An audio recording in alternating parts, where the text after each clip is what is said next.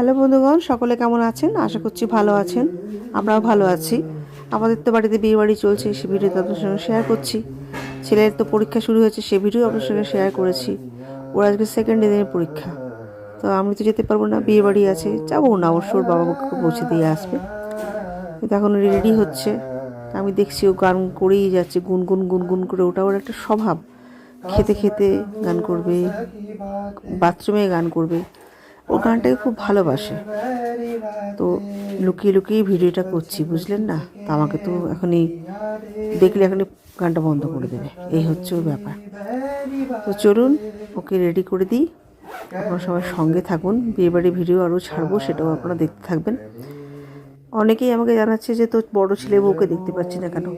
সত্যি কথা বলতে ওরা আসতে পারেনি, ওদের টিকিট কাটা ছিল, কিন্তু তবু ওরা আসতে পারেনি, বড় ছেলে এবং বৌমা।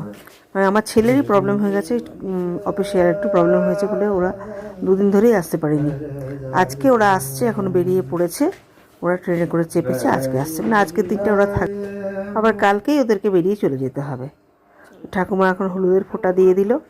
আমাদের বাঙালিদের এটা তো আছেই যে দই হলুদের ফোঁটা নিয়ে সবার শুভ কাজে বেরোয়।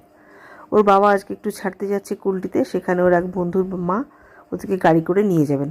ভদ্রমহিলা নিজেই দায়িত্ব নিয়েছেন যে ঠিক আছে, আপনাদেরকে চিন্তা করতে হবে না, আমি তো প্রতিদিনই যাব ছেলেকে ছাড়তে, তা আমার ছেলের সঙ্গেই ওরা যাবে। ওরা 3 বন্ধুতে যাবে আর কি, একটা একজন বন্ধুর গাড়িতেই যাবে। আজকে জায়ের ছেলের রিসেপশন, কিন্তু আরেক জায়ের মেয়ে কিছুদিন আগে বিয়ের, হয়তো ছবি দেখে থাকবেন, নভেম্বরে বিয়ে হয়েছে। তো জামাইয়ের দিল্লিতে পোস্টিং হয়ে গেছে, তো ওই জন্যে ওদেরকে আজকেই দিল্লি বেরিয়ে যেতে হবে রাজধানীতে বিকেলে। তাই জন্য এখন ওরা আর রাত্রেবেলায় থাকতে পারবে না, ওরা এখন বেরিয়ে পড়ছে, এখন বাড়ি চলে যাচ্ছে, গিয়ে এখন কিছু কিছু প্যাকিং বাকি আছে আরও, সেসব করে ওরা বেরিয়ে পড়বে।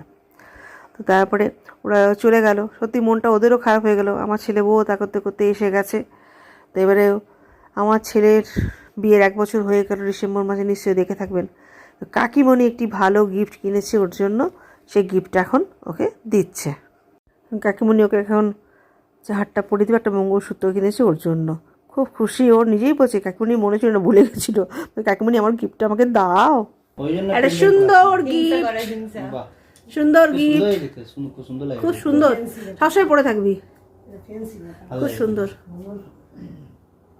আমি রাহুলকে বলছিলাম আমাকে একটা কিনে দাও, হ্যাঁ খুব সুন্দর, খুব সুন্দর। চুলদারি কাটবে,